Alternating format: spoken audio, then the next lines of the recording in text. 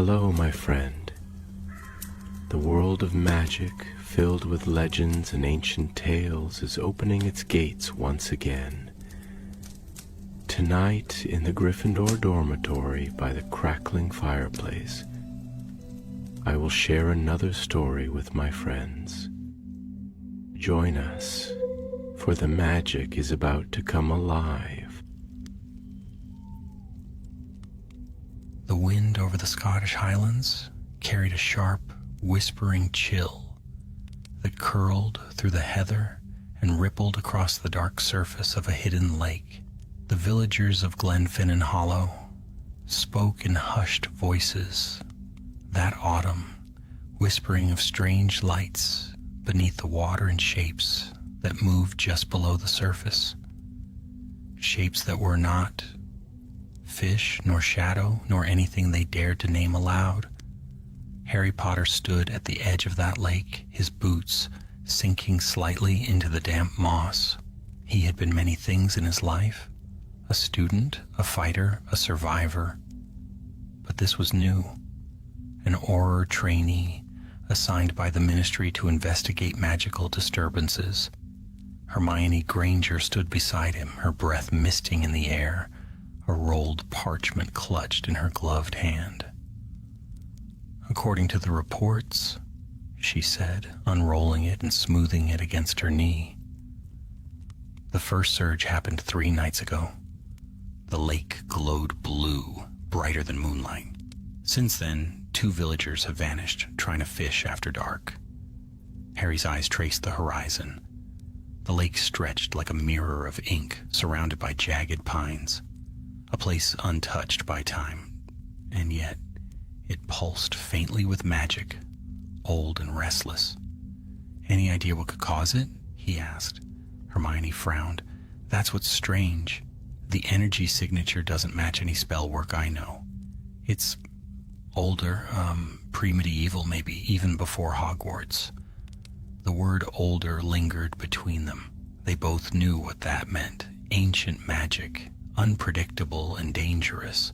They made camp near the lakeshore, pitching a small enchanted tent that hummed softly against the wind. Inside, Hermione pored over scrolls, while Harry watched the flames flicker in their lantern. The Ministry hadn't given them much to go on, only that this lake had been marked in Merlin's own records as Lyn Calidor, one of 7 sacred lakes of Britain. Harry had read about it in passing back in school, a footnote in a history of magic describing a hidden sword beneath the waters, sealed by Merlin's own hand. But he had thought it a myth, one of those stories meant to inspire first years to study harder. That night, as they sat in silence, the lake stirred. A ripple spread outward from its center, though no wind touched it. The firelight flickered. Something glowed beneath the surface. Soft, silver, pulsing. Hermione froze, parchment slipping from her fingers. "Did you see?" "I saw it," Harry murmured. He reached for his wand. "Lumos." Light spilled from the tip, revealing faint runes carved into stones at the water's edge. They hadn't been there before. Hermione knelt, brushing away moss. "These are ancient symbols. Protective maybe, but failing. Look, the lines are cracked. Whatever was sealed here is waking up." A low rumble rolled across the valley, more felt than heard. The air thickened with the scent of rain and iron. Then a voice, not spoken aloud, but rising in Harry's mind like a memory. A whisper, deep and distant. "The heir has come. The sword waits beneath the veil of water." Harry staggered back, clutching his head. "Did you hear something?" Hermione looked up, startled. "No. What did it say?" He hesitated, heart pounding. "It said, 'The sword waits.'" They exchanged a long, uneasy look. Hermione bit her lip the way she always did when piecing together a difficult puzzle. "If there's a sword, and it's calling to you, Then it might be the source of the surges. Merlin's enchantment could be failing after all this time. Harry gazed at the still glowing water. And if it's waking up, he said quietly, someone else might be trying to take it. The next morning they followed the shoreline, tracing the symbols etched into the stones, each rune connected to another by faint lines of energy, all leading to the lake's center. But what they hadn't expected were the footprints, large, heavy, pressed deep into the mud. Hermione crouched beside one. Someone's been here before us. Harry knelt, brushing his fingers over the print. It was too precise to be from any villager. The edges shimmered faintly as if the person had been cloaked by magic. Whoever it was, he said, they know what's under there. As they followed the trail into the trees, they came upon a broken campsite, cold ashes, torn fabric, and a faint trace of dark magic in the air. The ground was scarred with burn marks. Hermione's voice trembled slightly. That's not just dark magic. It's familiar. Death Eater level casting. Harry's jaw tightened. Then this isn't just a discovery, it's a race. In the shadows beyond, unseen, a man watched them. His name was Corvin Mulciber, the son of a Death Eater and one of the last who still dreamed of restoring the power that Voldemort had lost. He had heard the same whispers that reached Harry's mind, but to him they promised dominion, not destiny. As dusk fell again, Harry and Hermione returned to their tent, unaware that eyes followed them through the darkening wood. The lake gleamed once more, the glow deepening to a ghostly silver that rippled through the mist. And in the stillness of the night, something beneath the water stirred, not just power, but presence. Ancient. A heartbeat in the depths. Harry woke suddenly, the whisper echoing once more inside his mind. The sword calls to the one who will bear it. He rose, heart thundering, and looked out through the tent flap. The lake glowed brighter than the moon, and far, far beneath its surface, he thought he saw the glint of steel. The morning dawned, shrouded in mist. Pale light spread over the glen, washing the hills in ghostly silver. The lake was perfectly still again, as though nothing had stirred its depths the night before. Yet Harry felt it. A hum beneath the air, a quiet pulse that seemed to echo with each beat of his heart. Hermione was already awake, crouched beside the water's edge, a small orb of blue light spinning between her hands. Her expression was tight with concentration. "I ran a resonance spell," she said without looking up. "The energy coming from the lake isn't chaotic. It's rhythmic, like a heartbeat. It's alive, Harry." He joined her, squinting at the faint ripples spreading from where the orb touched the surface. "Alive? You mean there's something living in there?" "Not in the usual sense," Hermione said softly. "It's more like an enchantment that breathes. Old magic, even will." She glanced toward him, worry shadowing her eyes. "If it really is Merlin's work, we're dealing with something that predates most of the spells in existence." Harry nodded, his gaze fixed on the black mirror of the lake. The stillness of it seemed unnatural now, as if the surface was only pretending to be calm. "Then we have to find the center of it," he said, "before anyone else does." They packed quickly, wands, cloaks, a handful of protective charms, and a potion or two from Hermione's seemingly endless satchel. By noon, they'd begun a slow circuit of the shore, searching for an entrance, a sign, a pattern in the runes that might reveal the heart of the enchantment. It was Hermione who found it first. Beneath a tumble of rocks at the northern end of the lake, half hidden by moss, a stairway descended straight into the water. The steps were carved from gray stone, each etched with the same faint symbols that glowed around the shoreline. Hermione's eyes widened. A warded descent. This must have been created to reach the bottom without breaking the seal. Harry felt a thrill of both fear and excitement. So someone could go down there? She nodded. If they knew how to activate it. Before they could attempt it, however, a rustle came from the trees behind them. Faint, but unmistakable. Harry turned sharply, wand raised. Who's there? Silence. Then, with a shimmer like heat haze, a figure appeared between the pines. He was tall and pale, his cloak black as soot, his eyes sharp and cold. Corvin Mulciber. Harry recognized the name immediately, the son of one of Voldemort's most loyal followers. He had disappeared after the Battle of Hogwarts, hunted by Aurors rumored to be dabbling in forbidden spells to restore the power his father's master had lost. Well, well, Mulciber said softly, stepping into the open. The Ministry sends its golden boy, and Miss Granger, ever the clever one. I might have known they'd interfere. Harry's wand stayed steady. You shouldn't be here. Mulciber smiled thinly. Neither should you. This place is not yours to claim. The sword belongs to the one strong enough to take it, not to the boy who got lucky with a prophecy.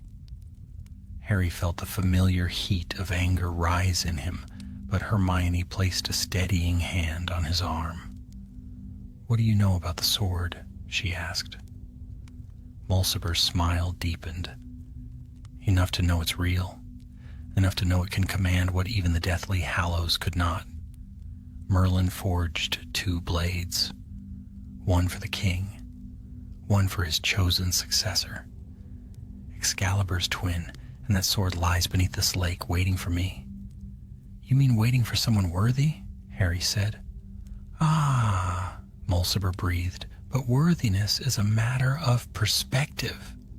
Before Harry could respond, Mulciber raised his wand and struck the ground. The runes flared crimson. A wave of dark magic rippled outward, hurling Harry and Hermione back. The air cracked.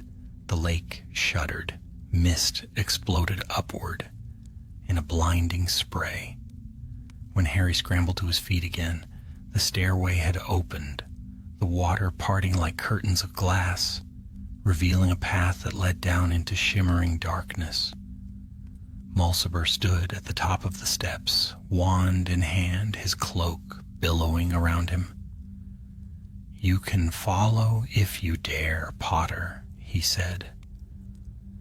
But the sword will not wait long. And with that, he vanished into the depths. Hermione coughed, brushing mud from her sleeve. We can't let him reach it first. Harry nodded grimly. Then we're going after him. They stepped forward into the parted lake. The water didn't touch them. It flowed above their heads like a living tunnel, bending to some ancient will. Each step echoed faintly, and the light grew dimmer as they descended. Runes glimmered faintly along the walls, illuminating their path with pale blue fire. Stay close, Hermione murmured. If the magic closes behind us, we might not get out. Deeper they went. The air grew colder, denser, and the silence pressed heavy around them. Then ahead, the tunnel widened into a vast chamber of stone and water. At its center stood an altar of black marble, half submerged. Upon it rested the sword. It was unlike any weapon Harry had ever seen. Its blade gleamed silver blue, though no light touched it, and its hilt was engraved with runes that seemed to shift and move as he watched. It pulsed faintly like a heartbeat, the same rhythm that had echoed through the lake. Mulciber stood before it, his wand raised. "So it's true," he whispered, "the blade of Merlin." Harry's voice rang through the cavern. "Step away from it, Mulciber." Mulciber turned, eyes blazing. "It's mine." He thrust his wand forward. "Confringo." The curse hit the altar, exploding shards of stone. Water surged around them, roaring like thunder. Harry leapt aside, throwing a shield charm that barely held. Hermione shouted, "Harry, the sword! It's reacting!" Indeed, the sword began to glow brighter, lifting slightly from the altar. The light wrapped around it in spiraling tendrils, forming the faint outline of a hand. A voice filled the chamber, low and resonant, not in words, but in meaning. "Only one may claim me, one whose heart is unshadowed by greed." Mulciber screamed, lunging forward. His fingers brushed the blade, and he was thrown backward in a flash of white fire, his cloak igniting. He crashed into the water with a hiss. Harry didn't hesitate. He ran forward, reaching out, and as his hand closed around the hilt, the light flared. Cold surged through him, but it was not pain. It was clarity. He saw flashes of Merlin, of Arthur, of wars long past, and the voice whispered again, "You carry the courage of the just. The sword is yours, if you will bear its burden." Then the light faded. The blade was in his hand, solid and real. Hermione's voice came faintly through the echoing chamber. "Harry, what have you done?" He looked down at the sword, its edge gleaming with impossible brightness. "I think," he said slowly, "I've just inherited a very old problem."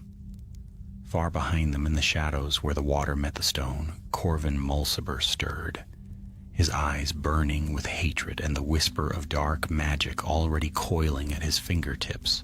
The lake trembled once more, as though it knew that the true battle had only just begun. The surface of the lake sealed itself above them with a deep, resonant hum. The light of day vanished, replaced by a dim blue radiance that seemed to bleed from the sword in Harry's grasp.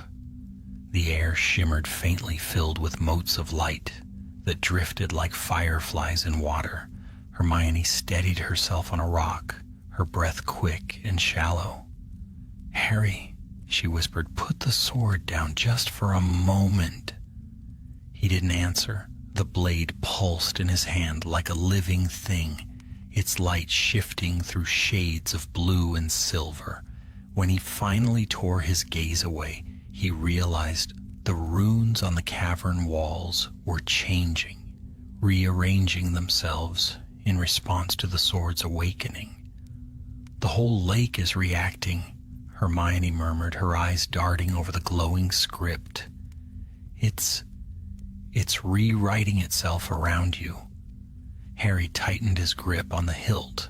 The weight of it felt familiar, almost comforting, as though it had waited centuries for this moment. "It's not just a weapon," he said. "It's part of the enchantment." Before Hermione could reply, a splash echoed from the far side of the chamber. Water dripped from the stone ceiling in steady beats, masking the sound of slow, deliberate footsteps. Mulciber emerged from the shadows. His robes were soaked, his face pale and furious. A burn mark scored his cheek, where the sword's light had struck him. His wand was raised, trembling slightly in his hand. "You think you've won," he spat, his voice echoing harshly. "You think a trinket of Merlin's will make you powerful? You don't even understand what you hold." Hermione moved in front of Harry, wand drawn. "Stay back, Mulciber. You can't control it." He sneered. "Can't I? I know its legend better than either of you. The sword in the lake isn't just a relic, it's a vessel of will. Merlin bound part of his magic to it. With it, The bearer can command the elements themselves. His eyes glimmered wild and desperate. And that power should have been mine. With a cry, he thrust his wand forward. Sectum sempra. Harry reacted instinctively. The sword moved on its own, spinning up in a gleaming arc. The curse split against its edge and vanished, swallowed by a flash of blue light. The force of it pushed Mulciber backward. The sword hummed, the sound vibrating through Harry's bones. For an instant he felt as if the blade were guiding him, anticipating his every move, whispering ancient battle instincts that were not his own. "Harry!" Hermione shouted. "Stop! The sword's feeding on you!" He blinked, struggling to regain control. The edges of his vision shimmered. It wasn't just feeding, it was testing him, probing his will. Mulciber snarled and cast again. Crucio. Harry raised the blade in reflex. The curse struck it, and the sword blazed white. The energy rebounded, slamming into Mulciber's chest. He screamed, thrown backward into the water. Then silence. Only the slow, rhythmic thrum of the lake filled the air. Hermione grabbed Harry's wrist, forcing him to lower the blade. "You can't keep using it like that. It's ancient magic. It doesn't distinguish between good and evil, Harry. It only answers strength." He nodded, breathing hard. "I know." She glanced at the water where Mulciber had fallen, but there was no sign of him. Only ripples spreading outward, fading into stillness. Harry stared at the sword. Its glow had softened again, though faint patterns continued to shift along its surface. "He's not finished," Harry said quietly. "I can feel him. The sword feels it too." Hermione shivered. "Then we need to end this before he finds another way back." They turned toward the stairway, but it had vanished. The walls around them had sealed, becoming solid rock. A low tremor shook the chamber, dust sifting down from above. "The exit's gone," Hermione whispered. "Then there's another way out," Harry said. "There has to be." They began to explore, following the faint glow of the sword. The cavern stretched deeper than they had imagined. Passages wound downward, lined with carved reliefs depicting ancient figures in robes, raising staffs toward a crowned king. Merlin's sigil, the intertwined dragon and star, appeared again and again. Hermione ran her fingers over one of the carvings. "This must have been a sanctuary," she murmured. "A place where Merlin hid his greatest enchantments. Or his greatest mistakes," Harry said. They reached a narrow archway where water trickled through cracks in the floor. The sound grew louder as they approached, turning into the roar of a hidden current. Beyond it lay a second chamber, smaller, circular, its walls alive with shifting runes. In the center floated a sphere of light suspended above a stone pedestal. Hermione's breath caught. "It's the heart rune," she whispered. "The source of the lake's power. The sword must have been anchored to it." Harry stepped closer. The sword's glow intensified, matching the rhythm of the pulsing sphere. "Then maybe it can open the way out." But as he reached forward, a shadow rose from the water. It coalesced into the shape of a man, tall, cloaked, his face obscured by darkness. His voice was deep and hollow. "Who disturbs the sanctum of the Lake Guardian?" Harry froze. "We mean no harm," he said carefully. "We came to stop someone from taking what isn't his." The shadow's eyes glowed faintly. "The blade has chosen, yet choice brings burden. To wield the sword in the lake is to awaken the storm that sleeps beneath." Hermione stepped forward. "Please, we only want to restore the seal, to keep it safe." The guardian regarded her silently, Then its gaze shifted back to Harry. The sword answers your heart, but the seal can be restored only through sacrifice. One life must bind the lake anew. The words struck like a blow. Harry's hand tightened on the sword. You mean someone has to die? Balance demands it. The blade of Merlin is bound by the law of equivalence. Power for peace, life for life. Hermione's face went pale. No, she whispered. There has to be another way. The guardian did not answer. Its form wavered, then dissolved into mist, sinking back into the water. Harry and Hermione stood in silence, the roar of the hidden current echoing around them. At last, Harry spoke. If that's the price, then it has to be me. Hermione's eyes flashed. Don't you dare. You always think it has to be you. It's my fault we're here. The sword chose me. Maybe for this reason. She stepped closer, trembling with fury. And what happens when you're gone, Harry? What happens to everyone who still needs you? He looked down at the blade, watching its light flicker across his reflection. If the lake breaks free, it won't matter who's left. The magic inside it could flood the whole valley. It could spread beyond Scotland. Hermione's shoulders slumped. Then we find another way, she said firmly. We always do. But as she spoke, a ripple disturbed the water. A faint laugh echoed through the chamber. Mulciber rose from the pool, his eyes burning crimson. Dark magic crackled around him, the water itself twisting into serpentine forms.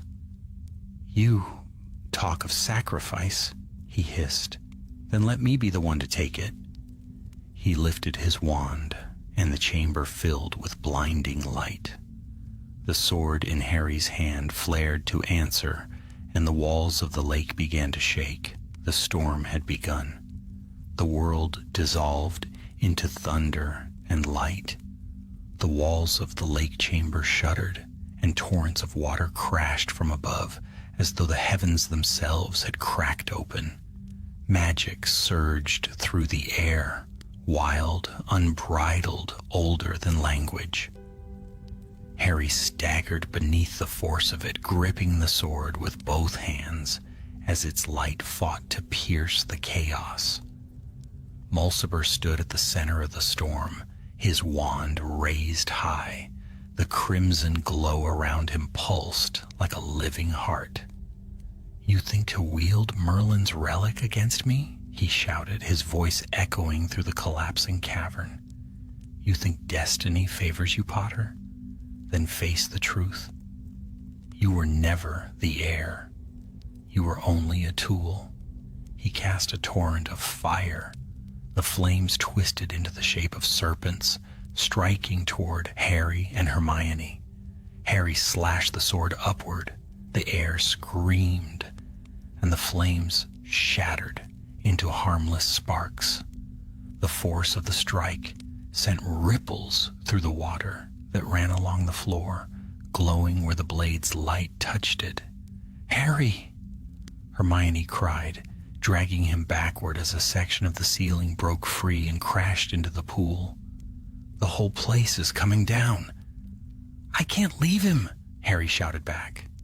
The sword pulsed again, burning his hand with a cold fire.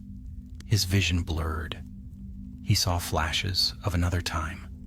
A bearded man, in robes of blue, standing before a great lake under a twilight sky, speaking words that echoed in Harry's mind. Power binds, but courage redeems. The sword shall answer only to the heart that seeks no glory. The vision faded as quickly as it had come. Mulciber laughed, sensing Harry's hesitation. You hear him too, don't you? The old ghost whispering his riddles. Merlin's will is not to protect you, boy. It's to test you. And I will prove myself the stronger. With a furious cry, Mulciber struck the water with his wand. The lake exploded upward in a towering column. From its depths rose shapes, dark and slick, with eyes like molten gold, serpent spirits, conjured from the cursed water itself. Their bodies twisted through the chamber, jaws snapping with spectral teeth. Hermione's voice trembled. "They're bound familiars, constructs of pure magic. We can't fight all of them." Harry turned to her, the blue glow of the sword reflecting in his eyes. "Then we stop the one controlling them." He charged. The sword's light blazed brighter, cutting through the swirling mist. A serpent lunged at him. He ducked beneath it and brought the blade up in a sweeping arc. The creature burst apart in a flash of blue light, scattering into mist. Mulciber retreated toward the far end of the cavern, his eyes wild. "You can't defeat me," he screamed.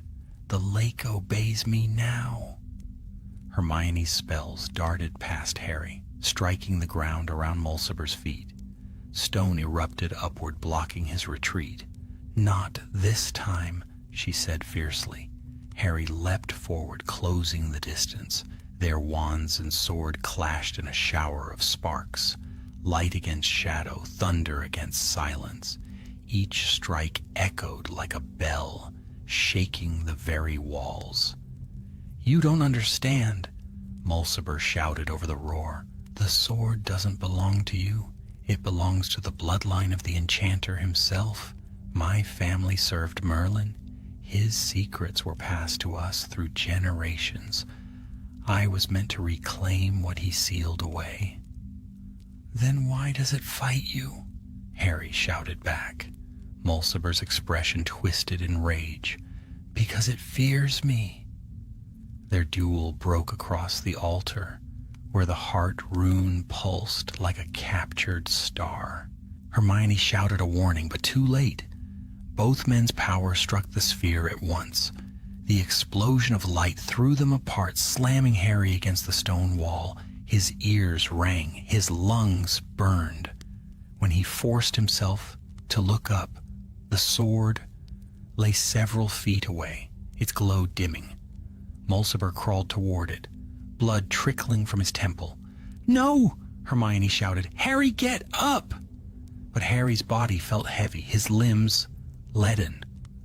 Mulciber's hand closed around the hilt. The sword screamed, a sound that tore through the air like shattering glass. The blade erupted with dark light, its silver turning to shadow. Mulciber rose slowly, laughter echoing.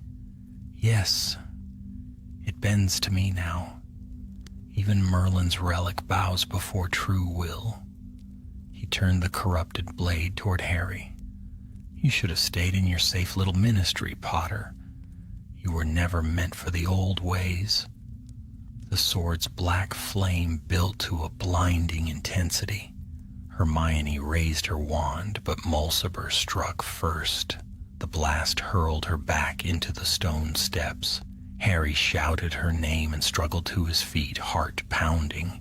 The cavern trembled again, this time not from magic, but from something deeper. The lake itself rebelling. The water glowed from beneath, a violent azure, as if the very enchantment was tearing itself apart. Harry stumbled toward Hermione. She was conscious but dazed, her robes torn. "The sword's unstable," she gasped. "It's rejecting him.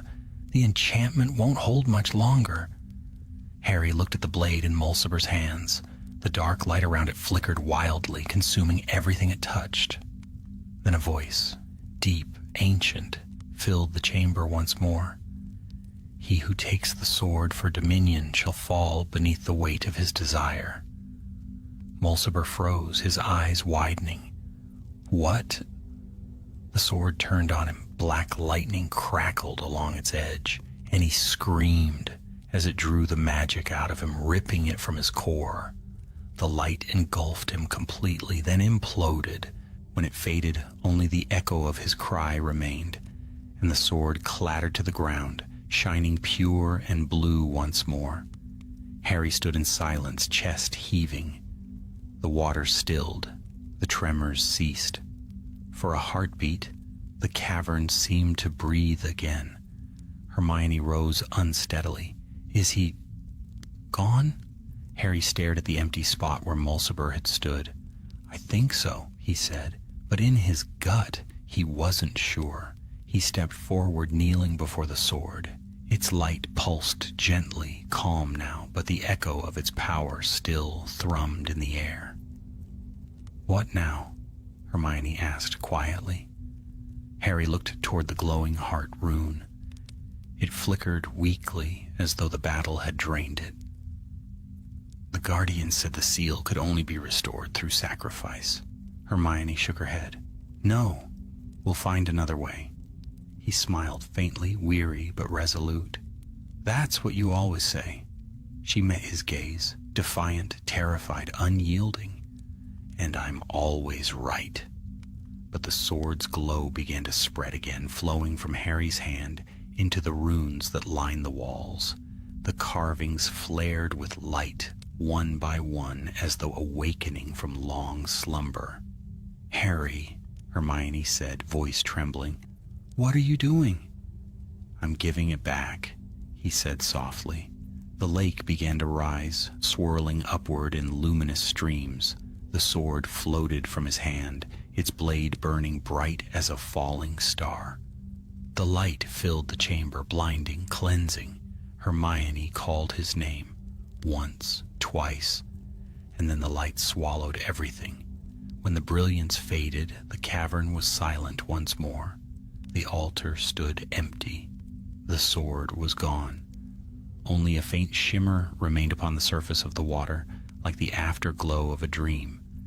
Hermione turned slowly and found Harry kneeling beside the altar, pale but alive. He opened his eyes, weakly smiling.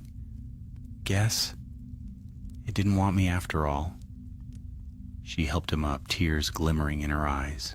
Or maybe, she said softly, it just wanted you to let it go. Above them, the lake shimmered, calm, whole, and deep as time itself.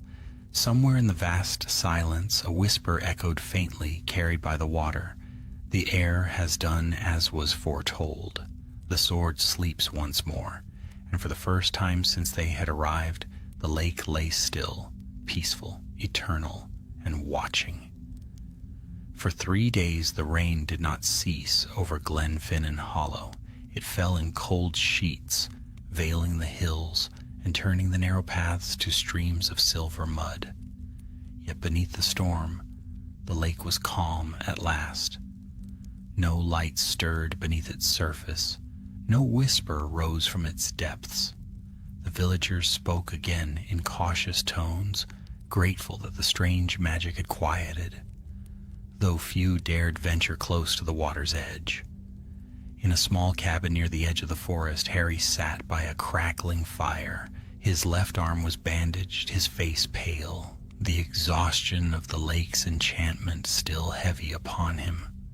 Hermione stood by the window, watching the rain streak down the glass, her brow furrowed in thought. You should still be in St. Mungo's, she said without turning. Harry smiled faintly. I've spent enough time in hospital beds to last a lifetime. I just need rest. She sighed, finally looking at him. You nearly gave your life to restore that seal. If the sword hadn't spared you. But it did, he interrupted gently. It chose to end the curse, not me. He poked at the fire, sending sparks leaping. Maybe that's what Merlin wanted all along. Not a new master for his sword, but someone willing to set it free. Hermione crossed her arms, but her expression softened. You always make it sound so simple.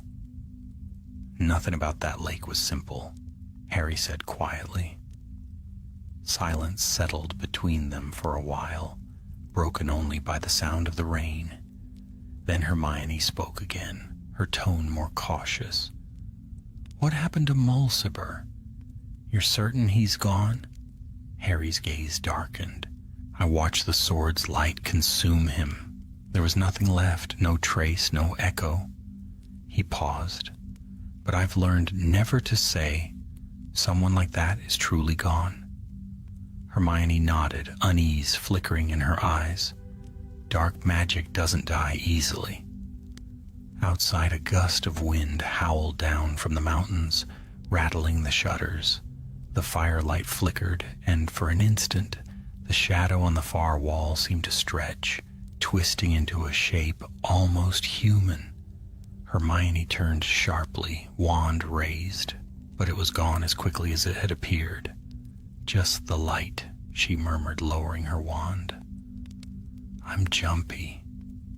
After what we've seen, Harry said, I think we've earned that. By morning, the rain had thinned to a fine mist. They left the cabin and returned to the village where an Auror team from the ministry had arrived, led by Kingsley Shacklebolt himself. The tall wizard greeted them with his usual calm gravity, though his eyes held a flicker of concern. You were meant to investigate a disturbance, Kingsley said, walking beside them toward the lake, not battle the ghost of Britain's oldest legends. Harry smiled wryly. It wasn't exactly part of the plan. Plans rarely survive contact with reality, Kingsley said, glancing toward the still water. The magical readings are stable now. Whatever you and Hermione did, it worked. The enchantment's asleep again. Hermione hesitated. You should keep the area sealed off, at least for a while. The runes beneath the lake are delicate. If they're disturbed, the seal could fracture. Kingsley nodded. Already arranged. The Department of Mysteries will handle the rest. As the minister turned away to speak with the Aurors, Harry's gaze lingered on the water. The surface reflected the gray sky, unbroken, innocent. Yet deep beneath, he could still feel the faint pulse, the echo of a heartbeat not entirely gone. Hermione followed his gaze. You feel it too, don't you? Yes, he said softly. It's still there, quiet but watching. They stood in silence until Kingsley returned, his cloak glistening with rain. You both should rest. There's transport waiting to take you back to London. Harry nodded. Thank you, Minister. Kingsley studied him for a moment longer. You did well, Harry. But remember, even Merlin's power was not meant to be mastered. Some things are meant to sleep. With that, he left them. The journey back to London was long and subdued. The countryside slid past the window of the ministry carriage, shrouded in mist. Hermione dozed against the seat, while Harry stared out at the darkening landscape, thoughts heavy in his mind. When they reached the city, the familiar bustle of the ministry felt strangely hollow. The atrium gleamed under enchanted lights, but Harry found no comfort in its warmth. The lake had left something behind in him. A shadow, a quiet awareness that the world was wider and older than even Dumbledore had hinted. In the Auror department, Robards met them with a brisk nod. Good work, the reports are already coming in. The magical surge is gone, and we've classified the lake as a restricted site. You're both officially cleared for rest leave. Rest? Hermione murmured with a tired smile. That sounds heavenly. Harry managed a faint laugh, though his thoughts were far away. That night he stayed at Grimmauld Place. The house was quiet, too quiet. The portraits had long since been silenced, the old magic subdued. But as Harry stood at the window, watching the drizzle fall through the lamplight outside, a strange shimmer flickered across the glass. He leaned closer. For an instant, the reflection staring back at him was not his own. A tall figure cloaked in blue stood where he should have been, eyes deep and ageless, a faint smile beneath a silver beard. Then the image faded, leaving only Harry's weary face.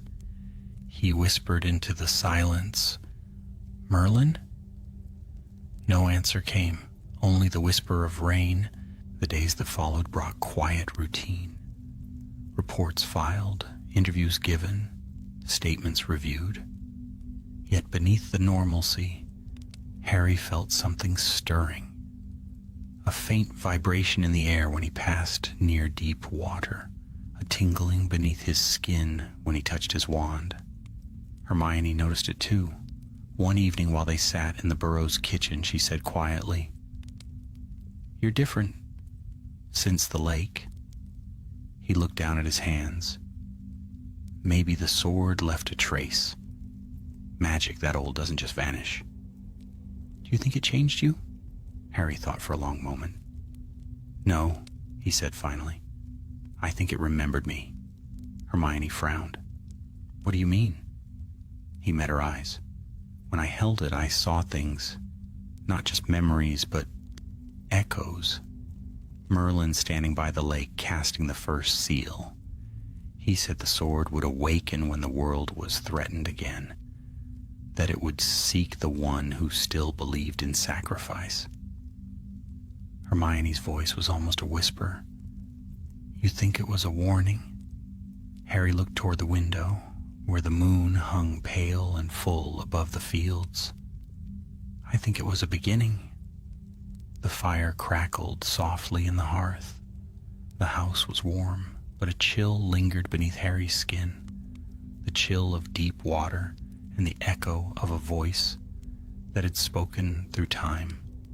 Somewhere far to the north, in the silent depths of the lake, a faint glimmer stirred once more. It pulsed once, twice, like the slow beat of a sleeping heart, and in the darkness beside it, unseen by all, a shadow moved.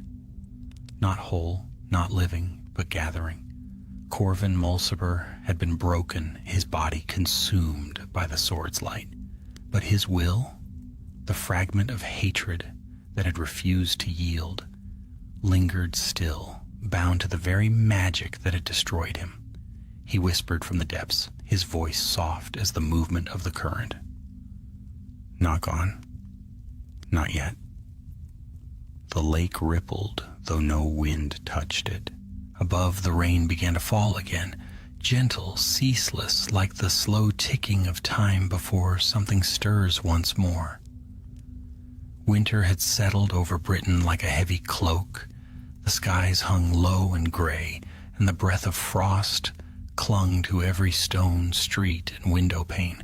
Snow dusted the rooftops of London, muting the noise of the city, turning it into something older and quieter, as if the world itself held its breath.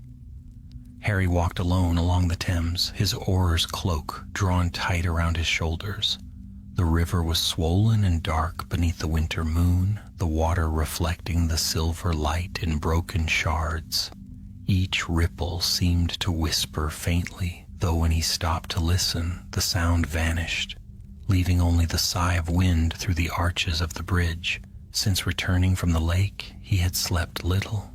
Dreams haunted him, dreams of deep water and cold blue light, of Merlin's voice murmuring just beyond hearing. Each time he woke, the memory slipped further away, leaving only a lingering sense of urgency. At the ministry, life had resumed its steady rhythm. Reports, patrols, quiet investigations into dark artifacts. Yet beneath it all, Harry felt something stirring. The magical balance had shifted. He could sense it, faint as a tremor, through the wand in his hand. Hermione noticed too. She had returned to her post in the Department of Magical Law, but her letters came often, filled with worry and theories. She wrote of strange fluctuations in old wards across Britain, of relics waking after centuries of silence. Each letter ended the same way. "Something is coming, Harry. I can feel it." He He had tried to dismiss it as exhaustion, but that night, as he stood by the river, he saw it. A faint shimmer above the water, like moonlight drawn upward into human form. For an instant, he thought it was only reflection. Then it spoke. "The seal weakens." Harry's heart froze. The voice was not heard but felt, like the pressure of water against the skin. It was the same voice that had spoken within the lake. Deep, ancient, patient. "Who are you?" he whispered. "The guardian still watches, but the darkness you cast away seeks form anew." The light shifted, and Harry glimpsed within it the outline of a figure. Not Mulciber, but something darker, shapeless, yet unmistakably human. "Mulciber," he breathed. "His will clings to what remains, a shadow upon the current. You cannot destroy hatred, bards, only bind it." The figure began to fade, its voice dimming. "The sword sleeps, but not forever. When the shadow stirs, it will call again. Wait!" Harry stepped forward, but the vision dissolved into mist, and the water stilled once more. He stood there for a long while, the cold wind biting at his face, the city silent around him. Then he turned and walked toward the ministry, the snow crunching softly beneath his boots. The next morning, Hermione burst into his office without knocking, her cloak dusted with snow. Her eyes were bright with both fear and determination. "You felt it too, didn't you?" Harry looked up from his desk. "The river," he said. "Something spoke to me." She nodded, breathless. "Then it's true, Mulciber's energy signature appeared last night near the Scottish wards. A brief surge, but unmistakable. The unspeakables are terrified. They say it's the same frequency as the lake's enchantment." Harry rose, grabbing his wand. "Then we need to go back." Hermione hesitated. "Kingsley will forbid it. The site's sealed and officially classified as unstable. If we break the barrier, we could wake everything again. Or stop it from waking on its own," Harry countered. Their eyes met. A silent understanding passing between them. They had faced worse together. Within the hour, they were traveling north, beneath a sky heavy with clouds. The landscape unfolded in endless shades of gray and white, the snow blanketing the hills like ancient parchment. When at last they reached Glenfinnan Hollow, twilight had fallen. The lake lay silent, its surface frozen solid. The village was deserted for winter, only a few curls of chimney smoke marking life. Yet the moment Harry stepped onto the shore, he felt it, the faint hum beneath the ice, steady as a heartbeat. "It's not gone," he murmured. Hermione crouched beside the frozen edge, brushing away snow. Beneath the ice, faint runes glimmered, the same ones they had seen months before. "It's strengthening itself," she whispered. "The magic's reorganizing, like it's preparing for something." Harry stared out across the ice. "Or someone's trying to break through from the other side." They pitched their tent near the same place as before, casting protective wards that shimmered faintly against the snow. The wind moaned through the pines, carrying with it the faintest echo of a whisper. Inside, the small fire crackled, throwing golden light across their faces. Hermione unrolled a parchment covered in hastily drawn runes. If Mulciber's spirit really survived, it's probably bound to the residual energy of the sword. He might be trying to use the lake as a conduit, a way to return. Harry leaned forward. "Then the sword isn't resting. It's holding him back." Hermione's voice dropped. "And if the seal weakens again, he could escape." A sudden crack split the night. They both leapt to their feet, wands raised. The sound came from the lake. a sharp, hollow noise that echoed through the valley. They rushed outside. A fissure had opened in the ice, running from the center of the lake toward the shore. From within it, faint blue light pulsed, spreading outward in thin lines like veins of fire beneath the surface. The runes along the stones began to glow again, one by one. Hermione's breath came in short bursts. It's the same pattern as before. The seal's breaking. Harry didn't hesitate. We have to contain it. They began casting warding charms, one after another, the air sparking with overlapping sigils. But the light only grew stronger, fighting back, pushing against their magic like an incoming tide. Then a voice rose, distorted, hollow, but unmistakably human. "Potter!" The sound came from the fissure itself. The ice rippled, and a figure began to take shape beneath it. Mulciber's face, pale and translucent, eyes burning like dying coals. Harry's wand shook slightly. "You should have stayed in the dark." Mulciber's mouth twisted into a grin. "You can't destroy what's bound to you. You carry the sword's echo, Potter. Its power calls to me as surely as I call to it." The fissure widened. The ice shattered near the center, sending shards flying like glass. A column of light erupted upward, striking the clouds. Snow whirled in every direction. Hermione screamed over the roar, "Harry, the sword's waking!" He felt it deep within his chest, a pull like gravity, drawing his magic toward the lake. The water beneath the ice began to boil with blue fire.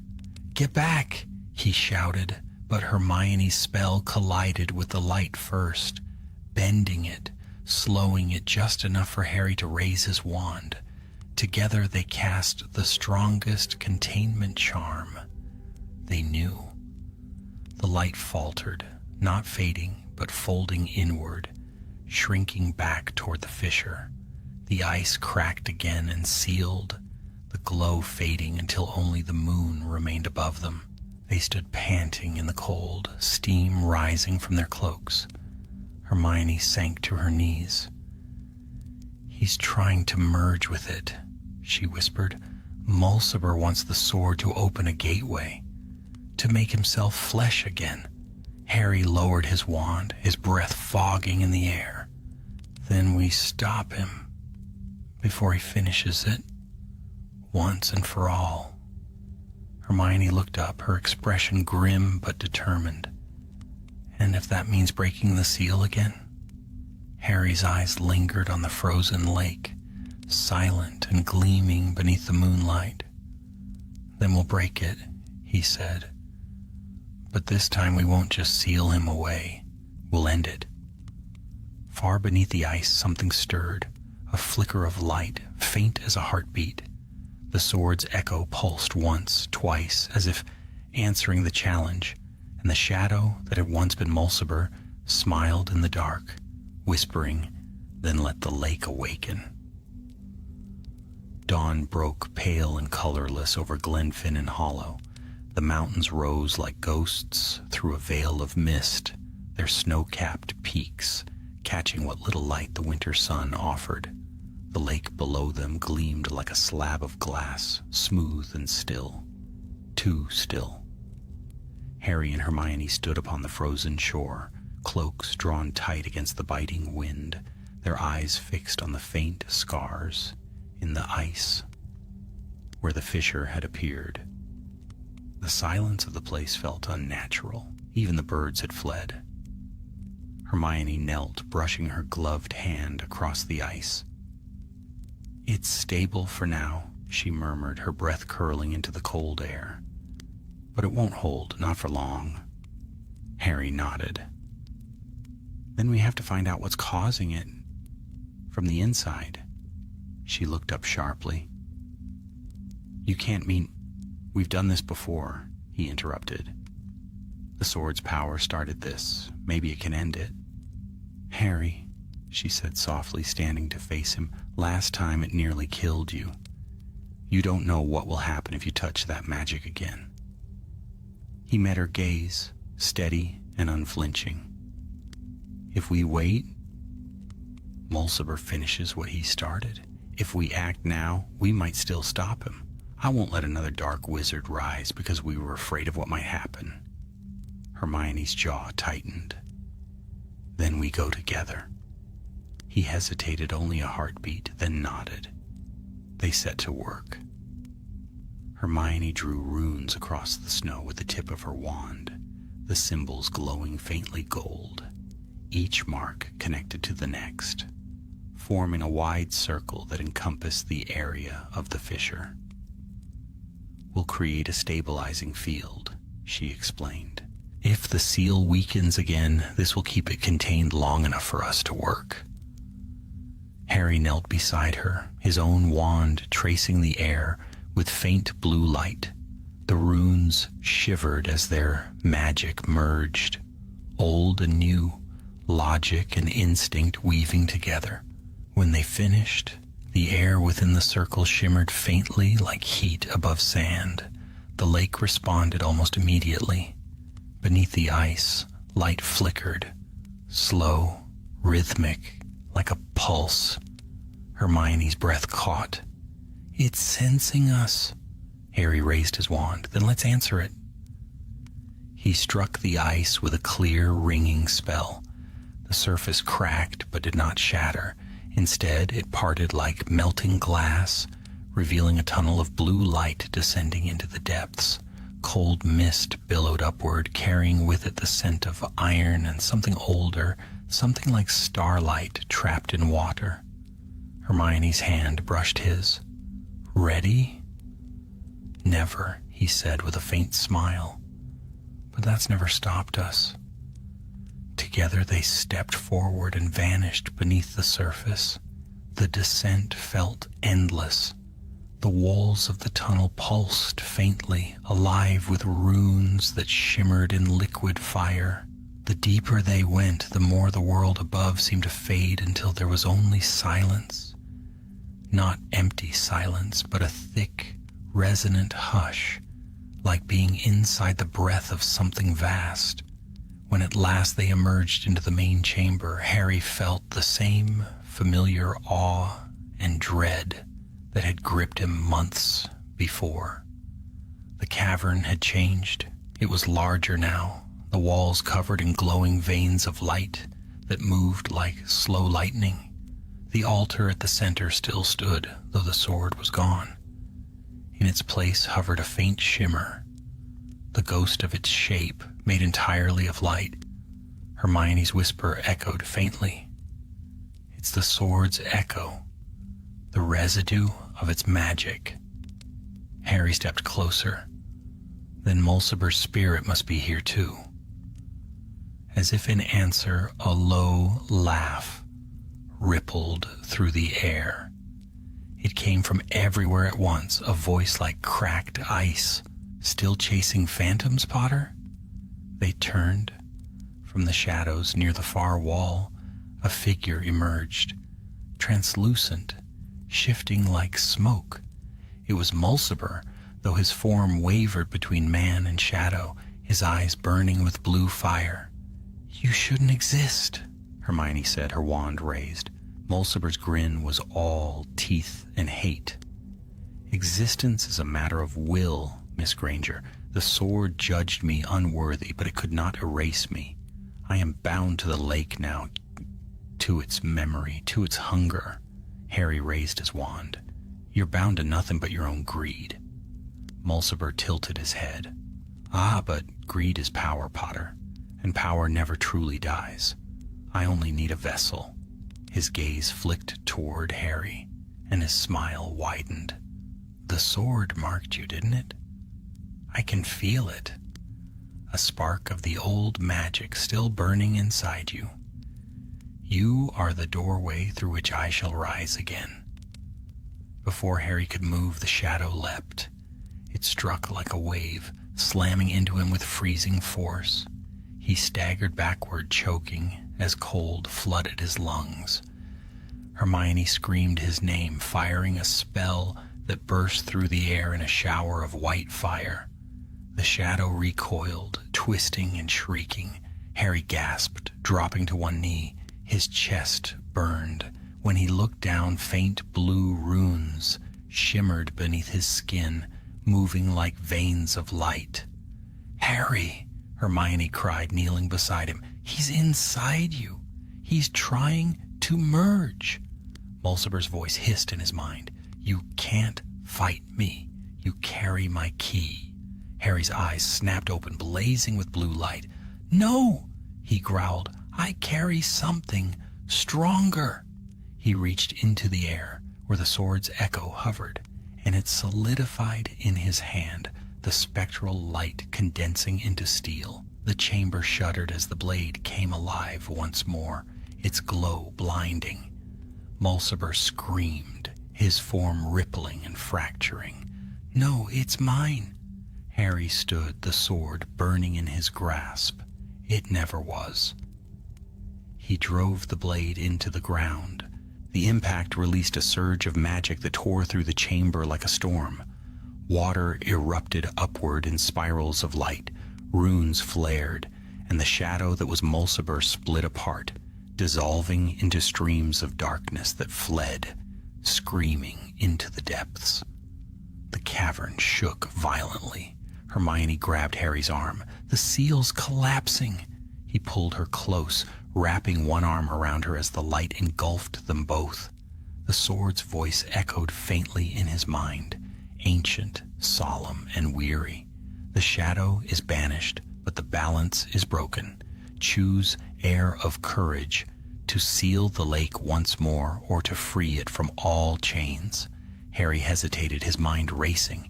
If he sealed it again, the lake's power would remain eternal, waiting to be misused. But if he freed it... He looked at Hermione. "It's time we let it rest." She nodded once, tears shining in her eyes.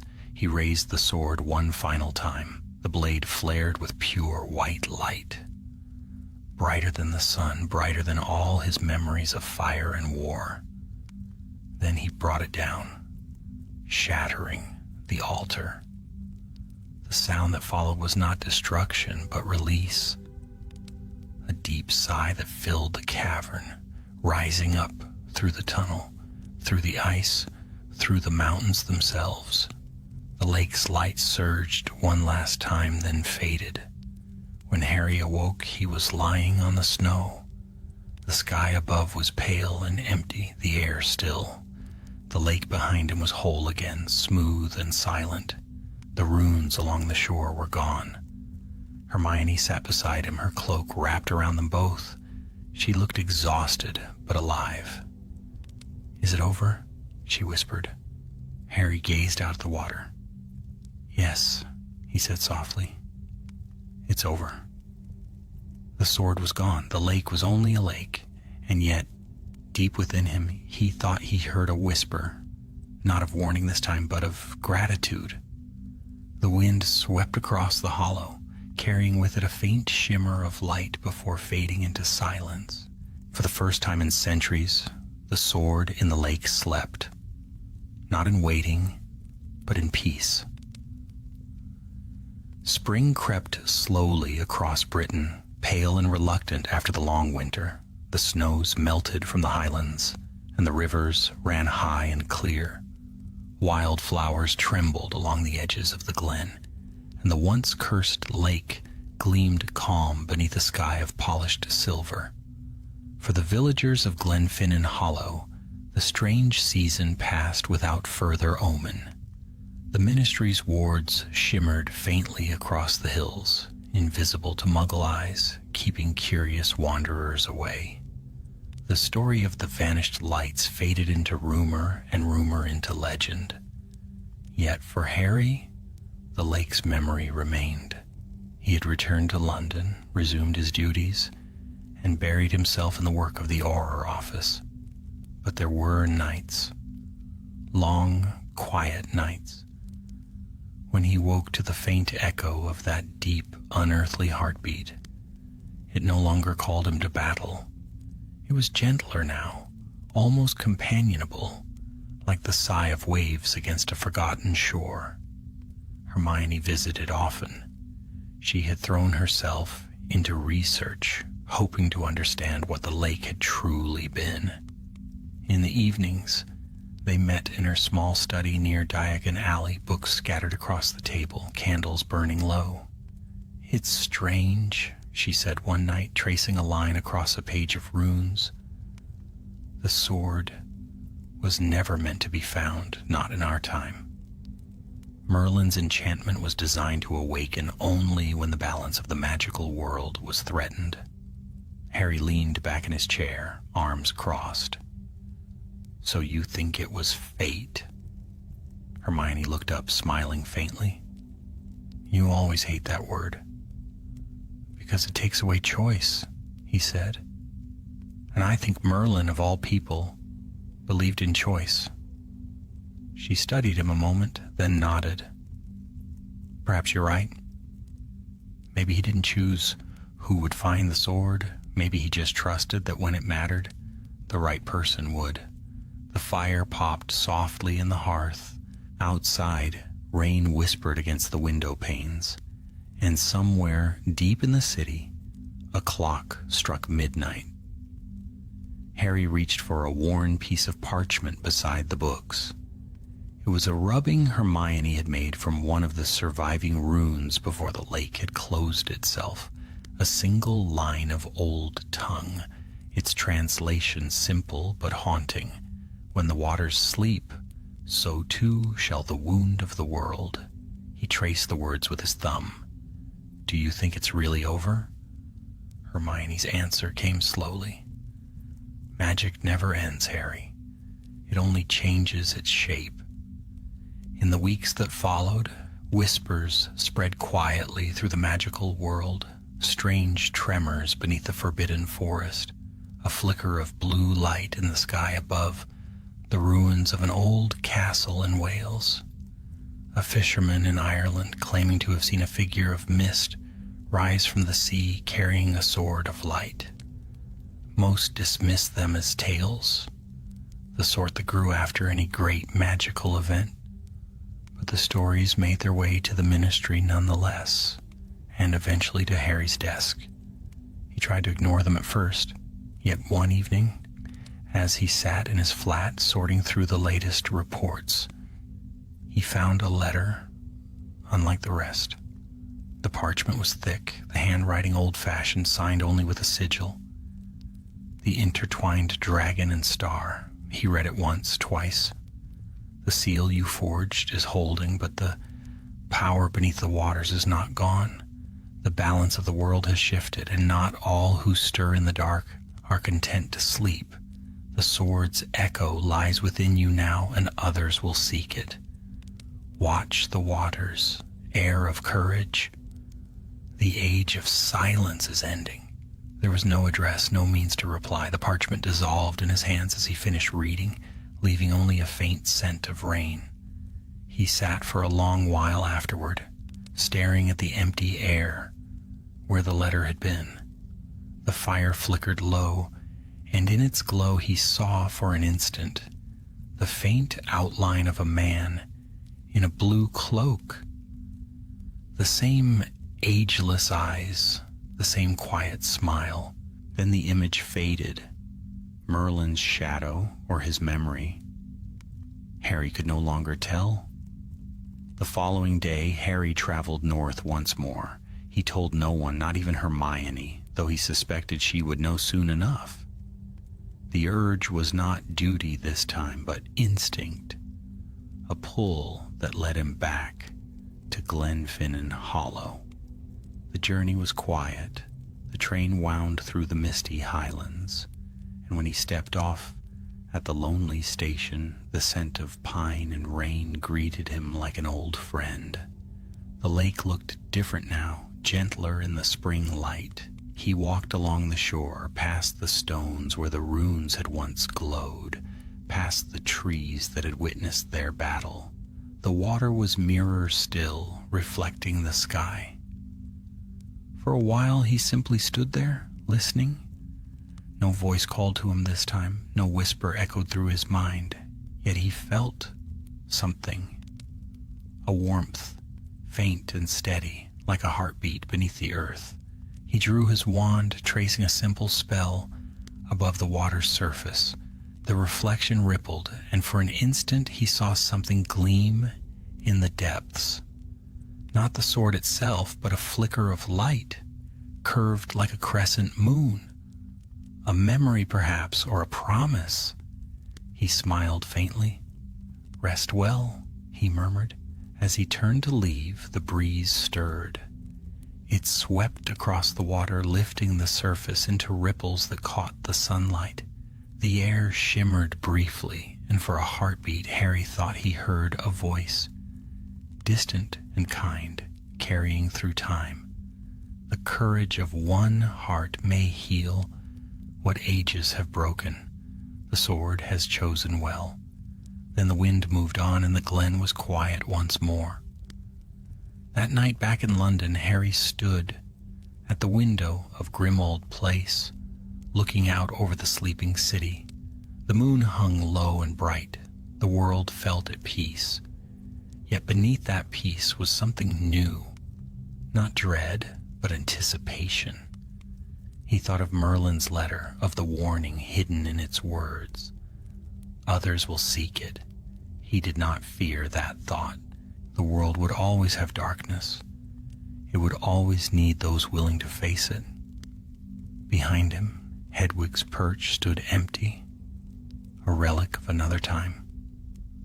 On the mantel, a small vial of clear water glimmered faintly. It was all that remained of the lake, gathered before it had sealed itself for good. Hermione had given it to him as a reminder, a symbol that even the deepest magic could be gentled if met with courage. He held it now, feeling its cool weight in his palm. The water caught the moonlight and shimmered, blue, silver, gold. Somewhere far away, perhaps across the sea or deep beneath the mountains, he imagined the old magic stirring again, not in anger, but awakening, remembering. And he understood then what Merlin had meant. The sword had not chosen him to wield power, but to remind the world that even ancient forces could be redeemed. Harry placed the vial back upon the mantel. "Sleep," he whispered, "you've earned it." But as he turned toward the door, the faintest tremor ran through the floorboards. A single, subtle vibration, gone as soon as it came. He paused, listening. Somewhere beyond the reach of time and stone, the deep places of the world stirred, slow, patient, and watchful. The sword might have slept, but the story was not yet done.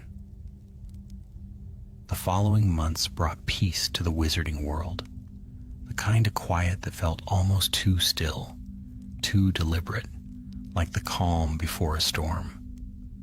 The ministry declared the Glenfinnan investigation officially closed, the wards around the lake permanent. No further anomalies had been recorded. The sword in the lake, if it ever truly existed, was consigned to the archives of myth once more. But Harry Potter did not believe in endings quite so easily.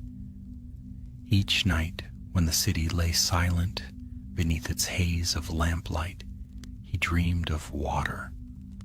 Sometimes it was calm and endless, glinting with reflected stars. Sometimes it roared with unseen fury, as if an ocean pressed against a door only he could feel. In those dreams, he always stood upon its surface, the sword's light distant below, and heard a whisper, faint, mournful, patient. He had stopped telling Hermione about the dreams. There was no point worrying her further. She was buried in work now, heading a new magical preservation division within the ministry. The two still met often, but their conversations had grown quieter, more measured. Both had seen enough of the strange and the terrible to know that peace was a fragile thing. One misty morning, Harry sat in the Auror office, sipping tea gone cold. Papers lay strewn across his desk, small cases of smuggling, misplaced port keys, minor hexes gone awry, the ordinary business of keeping the peace. But beneath those reports lay another parchment sealed with an unfamiliar crest, a silver star enclosed by a serpent. He broke the seal carefully. The message within was brief, written in a fine, steady hand. The lake was not the only cradle of the old magic. A second sword sleeps beneath the veil of Avalon. The wards stir. Come alone. There was no name, only a date, that very night, and coordinates that placed the location deep in the ruins of Glastonbury Tor. Harry folded the parchment slowly, heart thudding. The handwriting was unfamiliar, but the style of the message felt ancient. The same cadence as Merlin's letter. He should have gone to Kingsley. He should have shown it to Hermione. Instead, he found himself packing a small rucksack by dusk. By nightfall, he stood upon the mist-shrouded hill of Glastonbury Tor. The moon hung low, and the wind carried the scent of wet earth and distant rain. All around him the land breathed with history. Every stone, every blade of grass, whispering of the days when knights rode in the name of legend. At the summit, the ruined tower of St. Michael's stood like a black silhouette against the sky. The air shimmered faintly around it. Harry could feel it, the same deep hum that had filled the glen in Scotland, though softer, like a heartbeat far below the ground.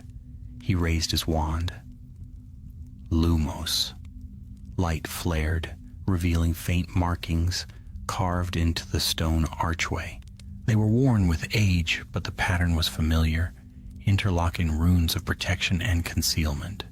He traced one with his fingers, and the stone pulsed faintly in response.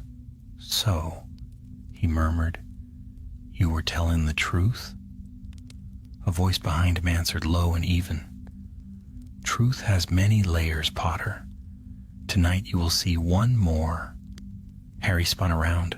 From the mist stepped a figure cloaked in gray, tall and slender, a hood shadowing his face. The air seemed to bend around him, heavy with old power, yet his presence was not threatening. It was ancient, measured, like the calm at the center of a storm. "Who are you?" Harry demanded. The figure inclined his head. "A keeper, a watcher of what your kind has forgotten." He lifted one hand, revealing a slender staff topped with a crystal that burned faintly blue. Merlin's legacy was not confined to a single lake. His magic was woven through the land itself. The sword you returned to slumber was only half of what was made. Harry's grip on his wand tightened. Half?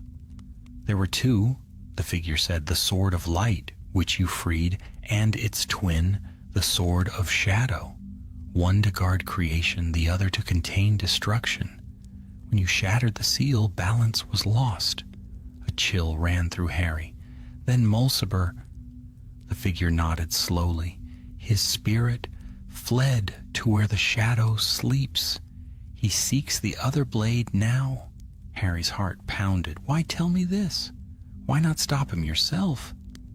The man's hood turned slightly, and beneath it Harry glimpsed eyes that glimmered like starlight. Not human eyes, but something older. Because the magic of this age is not mine to command. It is yours. The guardians cannot act in the world of men, not since the day your ancestors chose will over prophecy. He raised the staff and touched it lightly to the ground. The earth trembled, and the runes on the tower flared to life, glowing gold. A spiral of light opened beneath the archway, descending deep into the hill. There, the keeper said, the path to the sword of shadow. If you do not claim it before he does, it will wake on its own. and all the darkness bound within will find a new master. Harry hesitated only a moment, then he stepped forward. Tell me one thing before I go. Who are you, really? The figure's voice was almost a whisper. Once I was called Emrys. And before Harry could speak again, the world fell away. He landed upon stone. The air was thick with mist and magic, cold as the grave. Torches flickered along a long corridor carved with serpentine symbols. The light shimmered oddly. Not flame, but enchantment, feeding on the magic in the air itself. He walked forward, wand raised, heart pounding. The corridor narrowed until it opened into a great cavern. There, upon an obsidian dais, stood the twin of the sword he had once wielded. But this one was darker than night. Its blade reflected no light at all, absorbing it instead. Even from a distance, he could feel it breathing. Slow, immense, alive. He took a cautious step forward, and from the shadows beyond the dais came a voice he'd hoped never to hear again. You really should stop chasing myths, Potter. Mulciber emerged, no longer ghost nor wraith.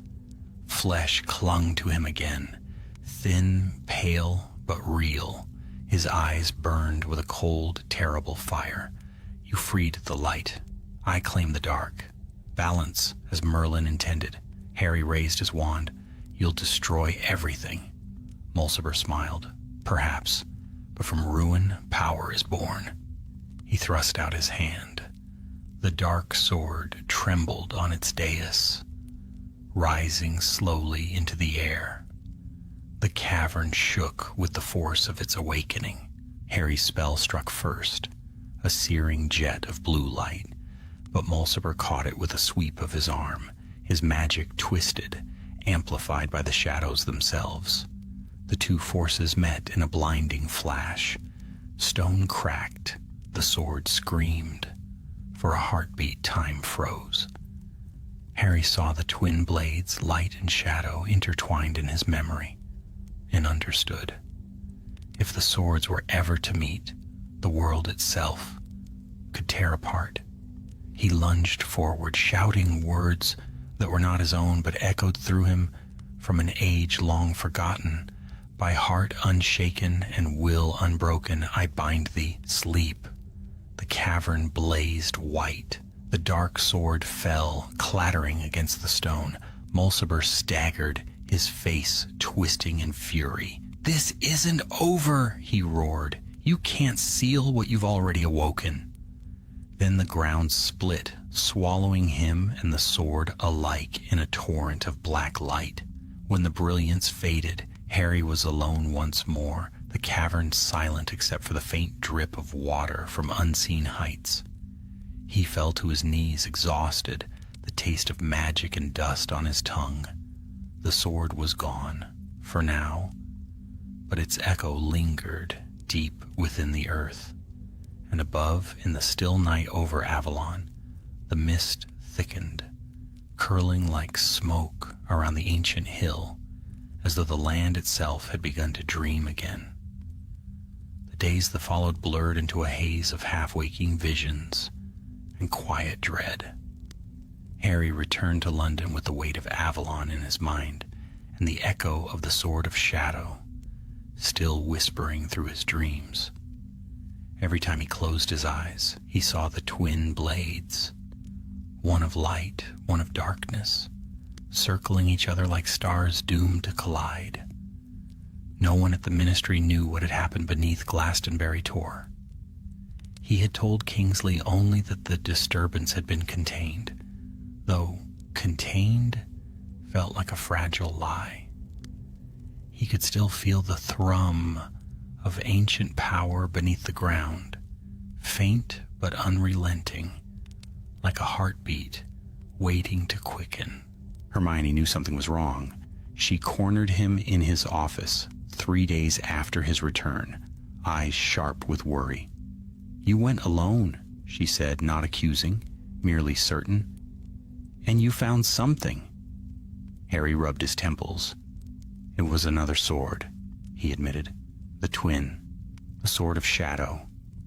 Hermione's voice dropped to a whisper. So the legends were true. Yes, and Mulciber's spirit found it first. Her expression hardened. But you stopped him? I thought I did, Harry said quietly. But the sword, it swallowed him, pulled him into itself, and then it sank. Hermione's brow furrowed. So he's gone? Harry hesitated. Not gone. Sleeping, waiting. Just like before. Silence filled the office. The ticking of a wall clock sounded unbearably loud. At last Hermione spoke. Then we have to find a way to destroy it. Both swords, if we can. He shook his head. You can't destroy what was forged from the foundation of magic itself. Merlin created them to hold the balance, or one light, one dark. If either is destroyed, the other will unravel too. Then what? She demanded. We wait for history to repeat itself?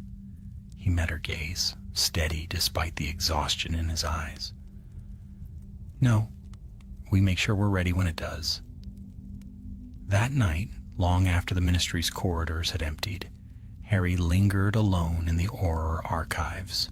The air smelled of dust and parchment, of old secrets, buried beneath layers of bureaucracy. He moved through the shelves until he found the restricted section. Records predating the founding of Hogwarts, documents written in the archaic hand of the early wizards. He searched until his fingers found what he didn't know he was seeking. A scroll bound in black silk, sealed with wax bearing the sigil of a dragon coiled around a star. The same mark that had appeared on the letter he received before Avalon. When he broke the seal, a faint shimmer spread across the parchment. Words appeared, glowing in silver ink. 2 blades forged, 2 hearts bound, one to shield the realm of dawn, one to guard the realm of dusk. Should the balance break, the heir of courage shall bear both burdens, or the world shall drown in its own reflection. Harry read the passage again, feeling the weight of every word. The heir of courage. He knew what that meant. He had heard the title before, whispered by the lake itself. The air stirred. A low hum rose in his ears, like distant thunder beneath the earth. The torches flickered.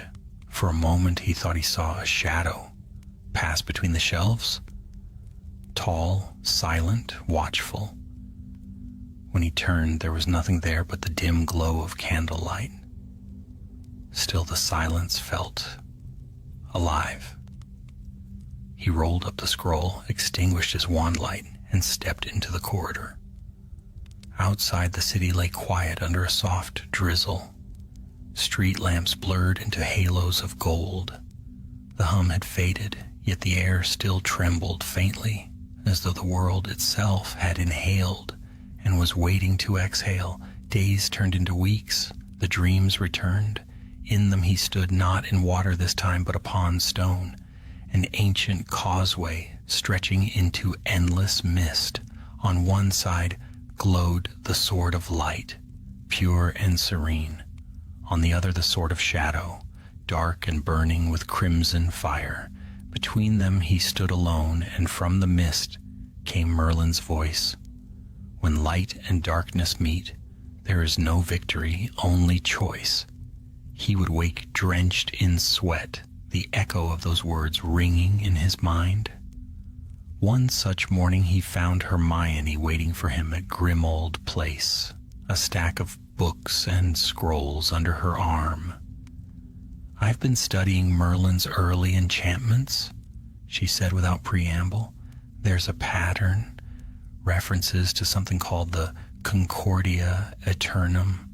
It's not a spell exactly, more like a covenant between opposing forces. I think it's how he bound the 2 swords together in the first place." Harry frowned. "Can it be restored?" Hermione's brow furrowed. "In theory. but it requires both swords present and a conduit, a living link strong enough to bear their combined power. He knew before she said it. You mean me? Hermione didn't look away. The air of courage, it fits. The swords chose you once. They'll listen to you again. He gave a weary smile. You make it sound simple, she sighed. It's anything but. If the ritual fails, it could tear your magic apart. Or worse. Harry turned toward the window where the morning light cut through the fog. Then we don't fail. Their plan took shape in secret. The Ministry knew nothing. Even Kingsley was kept in the dark. Hermione's research led them to the ruins beneath Tintagel, the place where legend claimed Merlin first bound the elements of creation. There, where sea met stone, the boundary between light and dark was said to be thin. They traveled by night, cloaked in disillusionment charms. The wind howled against the cliffs, and the sea below churned with restless fury. Beneath the ruins' broken arches, ancient runes glowed faintly in the moonlight. This is it, Hermione whispered, the Circle of Balance. Harry nodded, drawing his wand. Then let's finish what he started. As they stepped into the circle, the air grew heavy. The runes along the ground flared to life, golden and blue. Hermione began the chant, her voice steady despite the rising wind. The stones responded, humming like 1,000 distant bells. Then the sea split. From the waves rose 2 figures of light. The echoes of the swords, one shining white, the other black as shadow. Their forms twisted in the air, drawn toward the circle. The ground shook, and from within the storm came Mulciber's voice, vast and cold.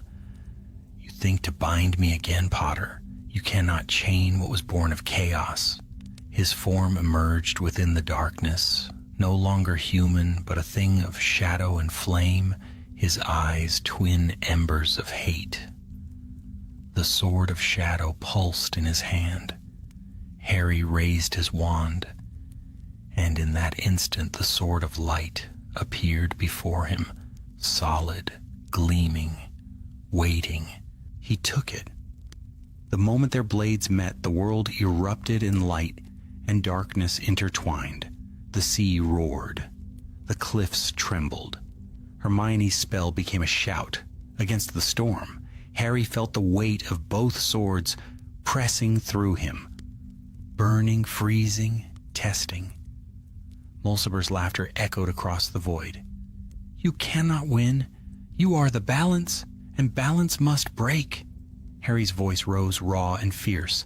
Then let it break upon me. The swords clashed one final time. The impact burst through the world like a second sunrise. Light devoured shadow, and shadow swallowed light, until both were one. The storm ceased, the sea fell still, and in the circle only Harry remained. Kneeling, breathless, the 2 swords fused into a single blade of silver-gray light that shimmered like dawn after rain. Hermione ran to him, tears on her cheeks. Harry! He looked up, weary but alive. It's done, he whispered. He's gone. For good this time. Far above, the clouds parted, revealing a single bright star. The wind carried the faintest whisper, ancient, gentle, triumphant. The balance is restored. And at last, the world exhaled. Morning dawned pale and trembling upon the Cornish coast. The sea lay calm as glass, and the wind carried the faint scent of salt and burnt air. The remnants of power that had shaken the cliffs through the night. The ruin of Tintagel was quiet again, the ancient runes fading to dull stone. Harry Potter stood at the edge of the circle, his cloak torn and damp with sea spray. The sword, if it could still be called that, rested in his hand, a blade of soft light and shadow intertwined, humming faintly, alive yet still. He could feel its pulse through his fingers, steady and sure, like a heartbeat not his own. Hermione stood beside him, pale but resolute, her eyes fixed on the horizon. "It's over," she said softly. Harry didn't answer at once. The wind stirred his hair, and the light of dawn caught upon the sword's surface, glimmering like water. "Over," he echoed. "That's what we said after the lake." Hermione turned toward him, her voice gentle but firm. "This time is different. The swords were never meant to exist apart. You've restored the balance for good." He wanted to believe her, yet even now, the weight of what he carried filled him with both wonder and unease. The blade felt heavy and light all at once, humming with a presence older than any human spell. "Balance," he murmured, "isn't the same as peace." Hermione placed a hand on his arm. "Maybe not, but it's a start." They stood together in silence, watching the tide rise. The sun lifted slowly from the sea, spilling gold across the waves, and for a moment the world seemed impossibly new, as if the land itself had sighed in relief. Then, faintly, from somewhere deep below, came a sound like the closing of a door. Harry looked down at the sword. Its glow had dimmed to a soft silver. "It's sealing itself," he said. Hermione's eyes widened. "You mean..." Before she could finish, the light flared once, bright enough to blind. The blade dissolved into mist, drifting upward in curling ribbons before scattering into the wind. In Harry's palm remained only a single shard of crystal, no larger than a fingernail, warm to the touch. "The last spark," Hermione whispered. Harry closed his fingers around it. "Then the world will have to carry the rest."